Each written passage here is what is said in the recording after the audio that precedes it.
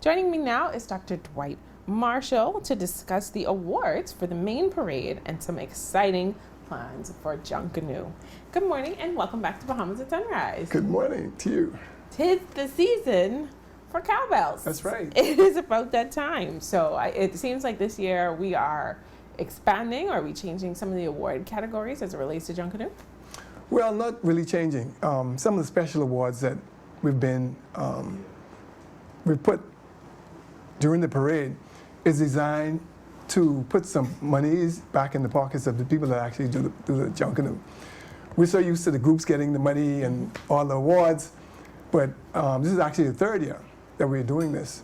The first 2 years we did awards for the King Bella. We did awards for the most creative, and those were the first 2 years. And now we've expanded a little bit to the point where we're going to have 2 more awards for Boxing Day and an award during the New Year's Day parade. So the new awards are going to be the Fanfare Awards. And if you're familiar with Junkanoo, you know when the groups are in the hole, the area called the hole, when they kick off the music, you usually hear the brass and the drums coming, and there's a little, collaboration with the back line, the front, and the brass. So there's an award now called the Fanfare Award, which is going to be in the hole. And that whole zone is going to come alive now. Because usually the spectators are used to seeing the Junkanoo lined up and the costumes going past, and there's no interaction. But we've made the whole a lot more fun. We're going to put the DJ down there. We're going to have a host down there. And it should be a lot of fun. We're excited about it. I love that. We're just taking it to the next level. Yes. You mentioned the fact that, obviously in the past, groups received the awards, but now individuals are getting the awards and prizes as well. Right. It sounds like. Why was that so important to zoom in on the people behind these experiences? Because that's where Junkanoo happens. Junkanoo doesn't happen at the top. It happens at the bottom. These are people who make the most sacrifices, right? These are people who spend the money that they don't have to spend. So we just found it fitting to try and compensate them in small ways to get some monies back in their pockets, because after Junkanoo season in January, you get them bills. Yeah. So we're going to try and help, any way we can. And like I said, the Fanfare Award is going to be in the hole. There's an award on Shirley Street as well called Raw Junkanoo. Okay. With the people involved in music, there's always a debate. Which section of the music was the best, right? Which is the most important? Whether it's the brass, which is like the glamour, or the back line, which is like original raw Junkanoo. So the back line now is going to have a chance to win some monies and show their worth, but that's going to be on Shirley Street. So, and during the parade. And none of the points, all these awards go towards the overall scoring. They're independent awards. So it has no impact on results from the parade itself. So we're excited about that. The New Year's Day parade, we're going to have what we refer to as Rock the Square, which is interactive. We're going to have the people with the Alive app, Junkanoo is Alive, that's going to vote. So it's more like a People's Choice Award, and it's going to be happening in Rawson Square. Another award that we're going to be very excited about, along with the King Bella Awards for Boxing Day and the Most Creative Award, again, for Boxing Day. Now, where are these awards being presented? Well, they're going to be presented Fanfare is sponsored by Bahamas Striping. Okay. So we're going to get with them, and those awards are going to be announced and the money's given to them after the parades. So we're going to wait until Boxing Day is out of the way, New Year's Day is out of the way, then the sponsors of the awards get a chance to speak and present the people with the winnings. That's so awesome. good. So Yes. what are the winnings? I hear you talking about money, and so of course, Yeah, we're talking about money. I'm curious. Bahamians, we need to know how much money are we talking We're about? coming back though, because we're trying to get some more money. Okay. We're trying to get some more money. Last year, the top prize in the categories was $5,000. Oh. But we're going to increase those prizes. Very good. And we're working on that right now. See, we're Junkanoos too. So we understand the sacrifice, the financial sacrifice. So we're going to try and get as much money in the pockets of the people that do the work as we can. So bear with us. We'll come back with, I'm sure before the parades, we'll have specifics on how much money you're going to win.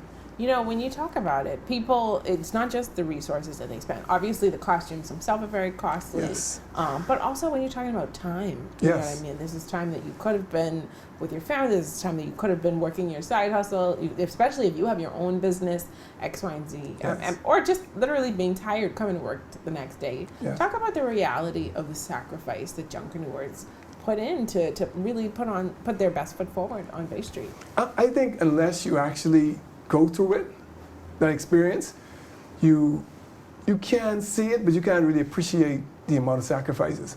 And it's not just us, the Junkanooers. You're looking at the families. You're away from your family, you're away from your kids, and you're spending, like I said, you're spending the money that you don't really have to spend. It's a lot of stress. 10 days out now until the parade. So I know what these guys are going through. This is the battle stage. This is when you look at your costume and you see some white or brown, and you start to panic. Because you don't want to get what they call Jeff, which is you won't get left because your reputation on the line. So it's all day, all night. You can't even relax because you at work thinking about your costume, right? You get off and you might kiss your wife or say hi to your family, and you go onto the shack to try and finish these costumes. And a lot of instances as well, their family is involved. So these guys have their costumes at home and they're pasting and their kids are decorating. So it's a collective effort, big sacrifice, but we love it.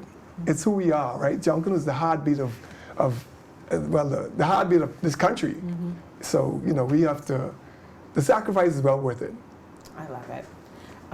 In terms of what we can look forward to the Junkanoo experience this year, is there anything special that we can look forward to, or is there anything that you feel like these awards are going to drive? Do you feel like it's going to increase, I guess, the level of competition? It will, because now the guys that weren't recognized before, as far as the individual sections have a chance to prove themselves. Our goal this year was to improve the fan experience, because we've been taking a lot of licks about gaps and, you know, the waiting period and all the rest of these things. So we're at the congestion in the street. We're trying to control all of that to improve the overall fan experience. We have some interactive points during the parade, that fan participation with the spectators in the stands and the viewers on TV. So we're trying to increase the overall fan experience, and we're very excited about it. Junkanoo itself has its own plots. Like, you know, we did Raleigh Boys with that thing. Saxon's going to win 5 straight, 6 straight. You know, and now we have 8 category groups. So there's a lot of subplots and interesting things happening during the parade. So I can't wait. 10 days out. I can't get in the road this year because I gotta work, which is crazy anyway. But everybody is excited about it. You're really creating an experience. Yes. Now, I just want to understand, you mentioned the fanfare experience that's going to happen in the hall, Right. but you also mentioned a DJ. Are the groups going to be playing in the hall, like while they're waiting? Well, no, not while they're waiting. That's when you're on the clock, and they say, well, whatever group you're on the clock.